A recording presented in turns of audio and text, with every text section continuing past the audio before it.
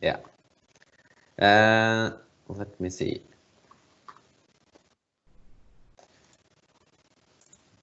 Is the chat open? Just one moment. I'll just.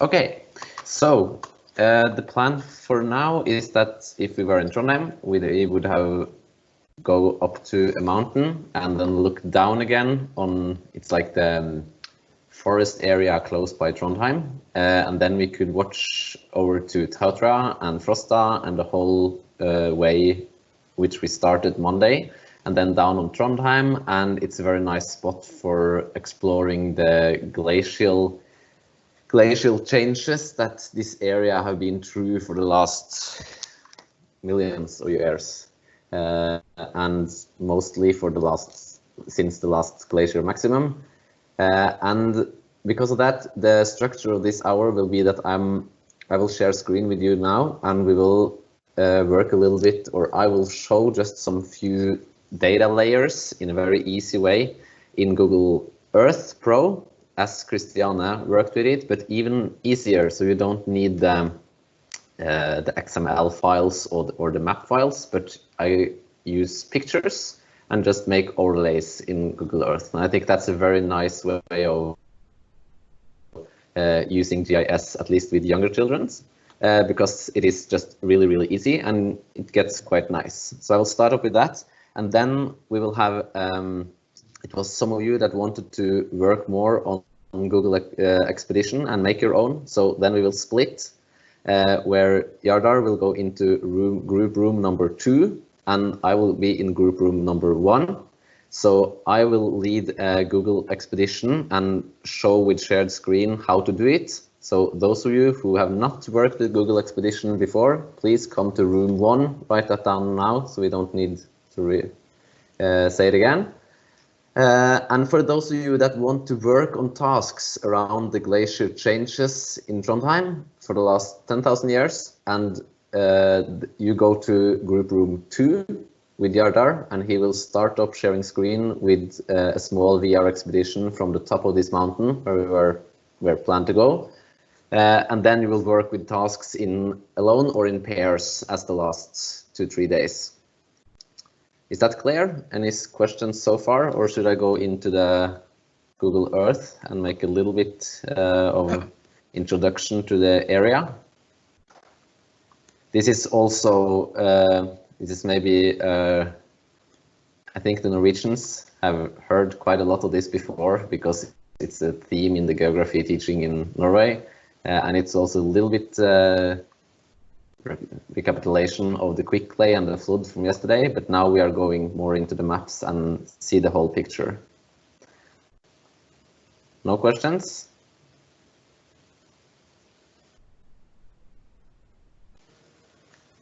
Okay, then I share my screen. Yardar? Yeah. Are you there? If you, now my screen is not like me, but okay. If it comes questions, I can't see them now. So can you take them further if it is questions in the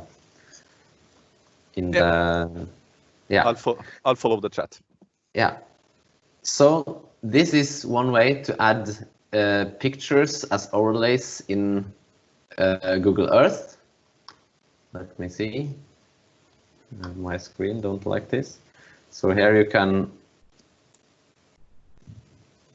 this is just a picture, and you adjust it to the area. It will not be perfect at all, but it shows the principle. So this is just in Google Earth, and you press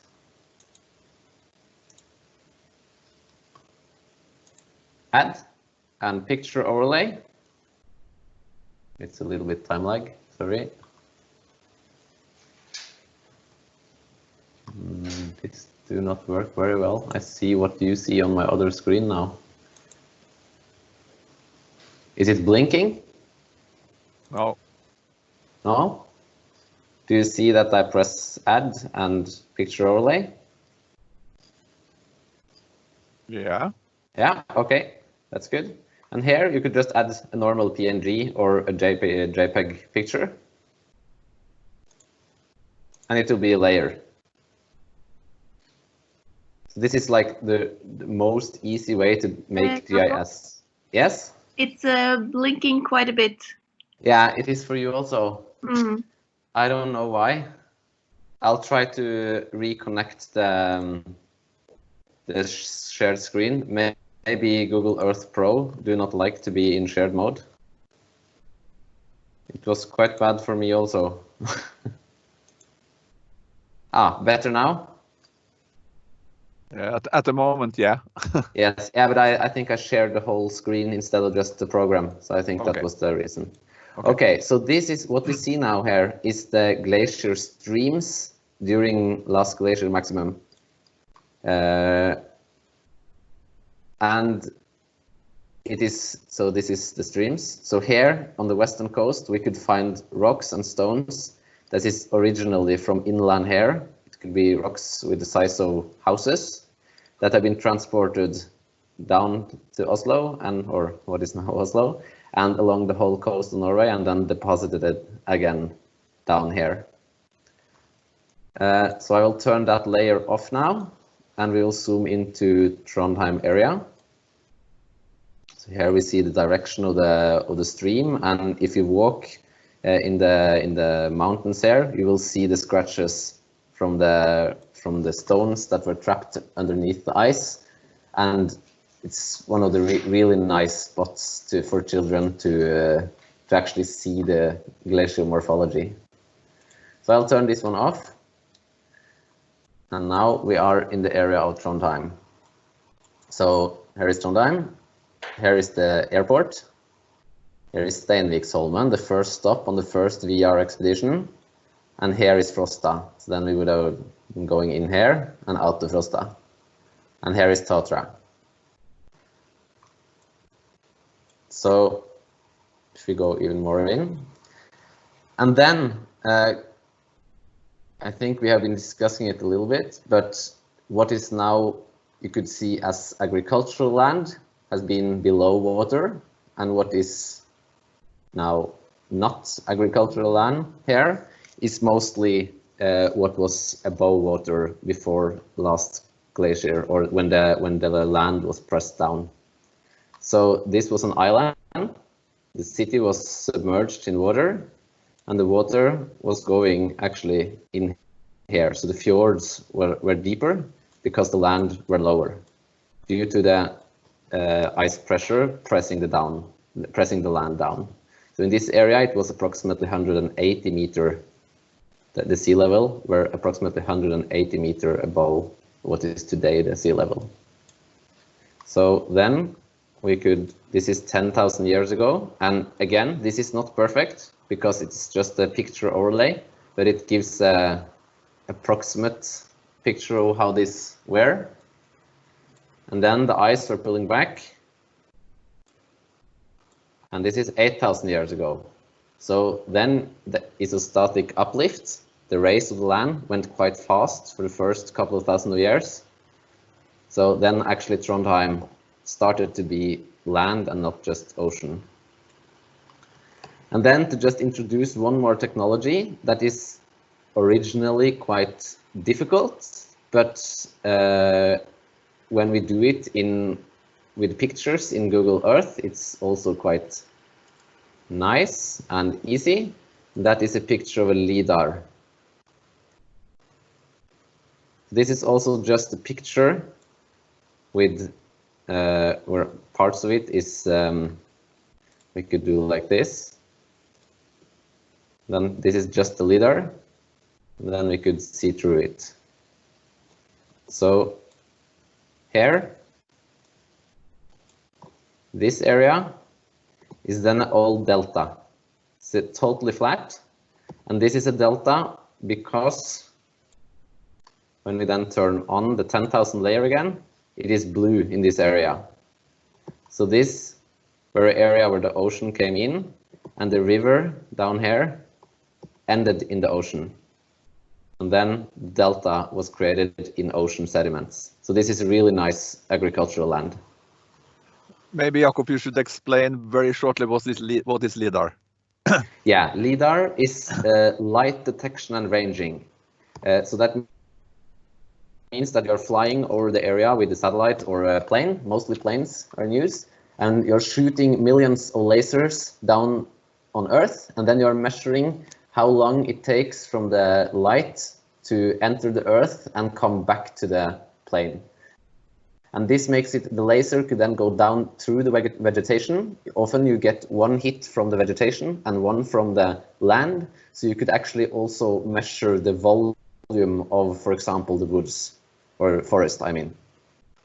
And you could also use a green LIDAR, like a green laser, that would enter the shallow areas of the ocean. And you could then also look at the areas below water. And that is, again, a very nice connection to the colors of seaweed. Ask now in the chat if this is if I'm going too broad. But the seaweed is, as we know, not with green chlorophyll, but red. And that's because of how the light is entering the water. And that could, again, then be, we could use that knowledge over to the laser, where the light of the laser, the bølgelengde, what is that in English? Wavelength. Where different wavelengths will, some of them will also go through water, and some will just reflect on the water, on the water. So this is a very nice, big areas in Norway is now mapped with LIDAR, and it's a very nice tool for geomorphological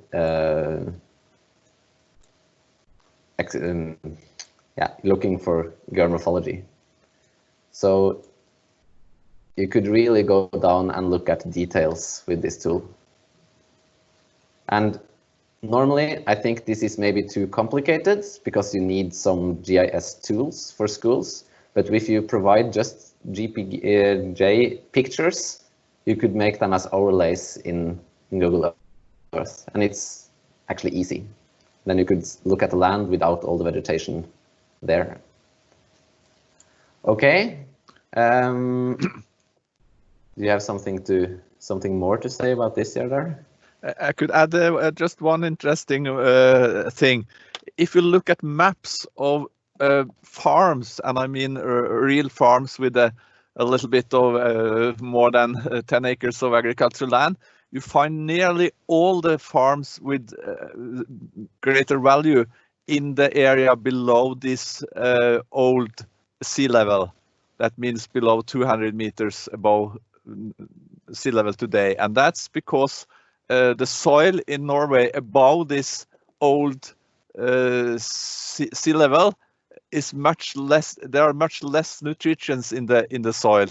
So the real good agricultural land in Norway is below 180 meters, because there you have all the nutrients which came originally from the salt water and the sea. So those living inland in the areas here, that was the highest amount of people going to America 150 years ago, because it was terribly land for plants, and it was really poor areas. So you could really see a difference between the more rich and the poor areas were below or above sea level during last glacier. Is it any questions about this in the chat now? You added these layers to this map, right? Where do you get these layers from? Yeah, these layers I found them in the book as PNG pictures. Yeah, where to find? I think that is the good part of using pictures, because I find it quite easy to find. You could use screenshots from even scientific papers, and I don't have a database of these old maps, but Norway, we are quite quite privileged when it comes to open source maps. So I guess we will find a lot of it in our public databases. But I know that's not the same in all countries. But I think for a lot of themes, you will find pictures just in Google Scholar and in papers.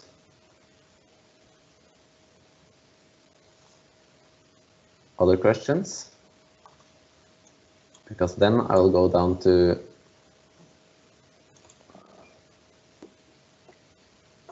so this is the two areas we would have visited. So we would have started down here, because here we could actually see how the just a moment. How the this part here is totally flat, and also down here, and this is then two different elevations where the sea level were for quite a while. So the sea level was here, and then we can actually see that it has been erosion into this solid rock, because this is solid rock, this Sverresborg. It was a castle on top here because it's so flat and nice. And this area would not have been flat, it would have been like more flat on top, but not here. Sorry for bad English now. If it were not for like the land were stopping for a while. And that was then the ice. It was a climate, we call it in Norwegian klimaforverring. The climate was again a little bit cooler during the melting of the big glacier. And then the land were not rising as fast as during the before and after period. And then it was time for the ocean to erode into the hard rock. So it was a combination of wave energy and frost and thawing.